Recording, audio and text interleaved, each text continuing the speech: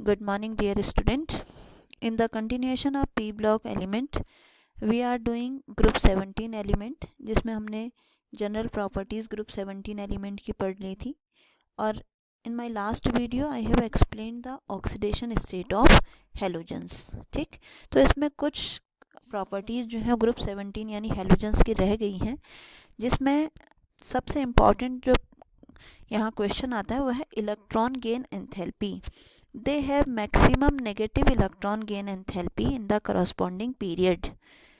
This is because after gaining an electron they attain the stable noble gas configuration. Electron gain enthalpy means the amount of energy released during the addition of electron in the outermost cell.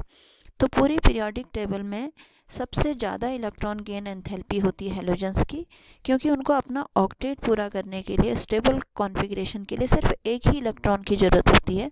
So they can easily accept electron and shows maximum negative electron gain enthalpy. Negative का means है कि amount of energy released. ठीक है, on और ये जो electron gain enthalpy है बच्चों, ये डिपेंड करती है साइज़ पे.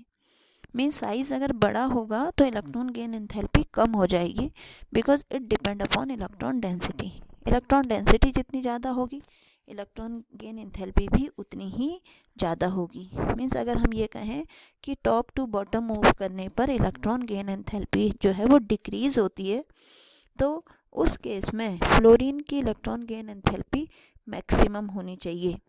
बट देखिए नीचे जो ये लिखा हुआ लाइन पैराग्राफ, ये बहुत इंपॉर्टेंट है क्योंकि क्वेश्चन यहीं से आता है.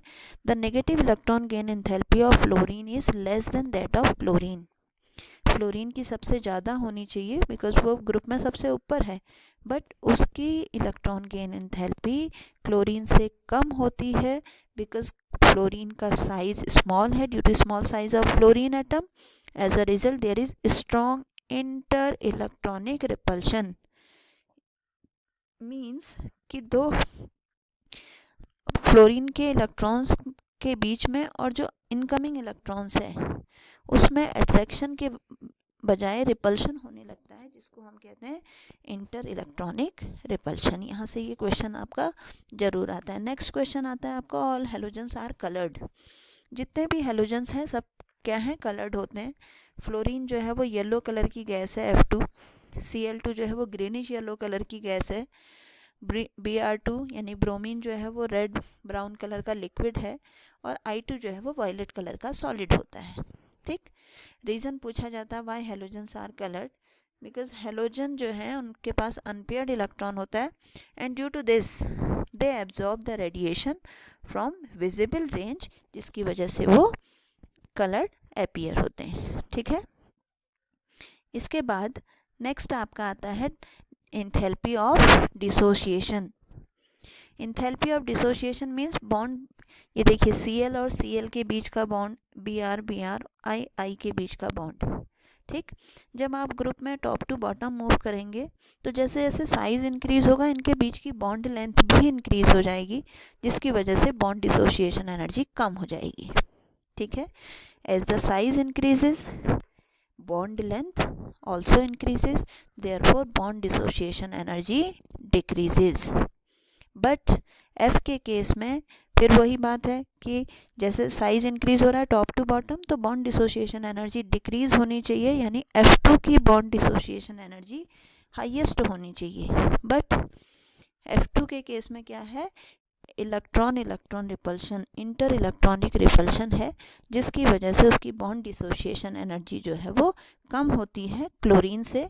तो हाईएस्ट किसकी होती है, क्लोरीन की, देन ब्रोमीन, फिर फ्लोरीन और फिर उसके बाद आयोडीन. ठीक है, अब देखिए यहाँ से यही क्वेश्चन आता है, मैंने आपको बताया इलेक्ट्रॉन गेन एंथैल्पी फ्लोरीन की ज़्यादा होती है एज़ कम्पेयर टू क्लोरीन. ठीक, फिर इसके बाद नेक्स्ट इसकी केमिकल प्रॉपर्टीज़ हैं. केमिकल प्रॉपर्टीज़ में इसके ऑक्सीडेशन स्टेट है पहली चीज़, जो हम डिस्कस कर चुके हैं पहले कि ऑक्सीडेशन स्टेट -1 और +1 +3 +5 +7 होती है.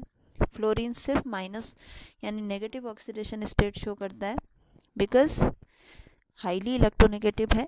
बाकी जितने भी एलिमेंट हैं वो सब पॉजिटिव ऑक्सीडेशन स्टेट भी शो करते हैं। कैसे शो करते हैं मैंने आपको लास्ट वीडियो में बताया था, +1 +3 +5 and +7।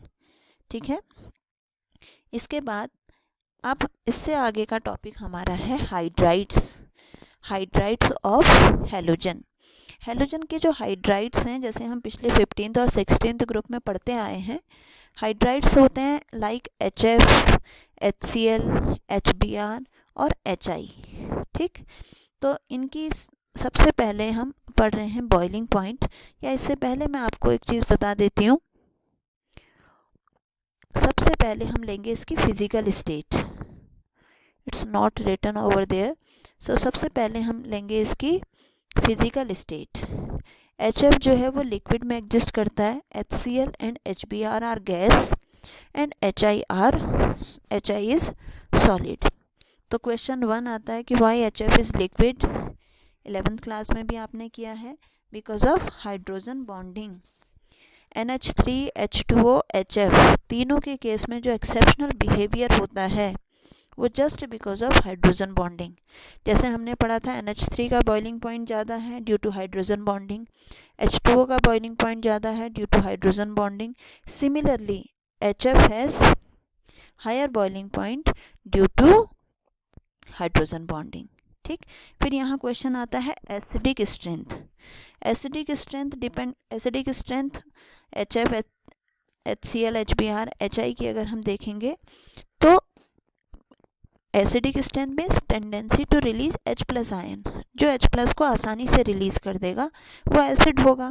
As we move from top to bottom, FCl, Br, size बड़ा हो रहा है तो बॉन्ड लेंथ भी इंक्रीज हो जाएगी और बॉन्ड डिसोसिएशन एनर्जी डिक्रीज होगी। H+ आसानी से अगर रिलीज हो जाता है, that means HI is stronger acid than HF। HI की सबसे ज़्यादा, फिर HBr, फिर HCl और फिर HF। ठीक, इसी तरीके से स्टेबिलिटी भी किस पे डिपेंड करेगी, बॉन्ड डिसोसिएशन एनर्जी पे। सबसे ज़्यादा स्टेबल होगा HF क्योंकि उनके बीच का बॉन्ड स्ट्रॉन्ग है। ठीक, HI सबसे लेस स्टेबल होगा क्योंकि उनके बीच की बॉन्ड लेंथ जो है वो ज़्यादा है। ठीक, तो आज आप हाइड्राइड्स को पढ़ेंगे और बाकी प्रॉपर्टीज़ उनको पढ़ेंगे। ठीक है, थैंक यू सो मच।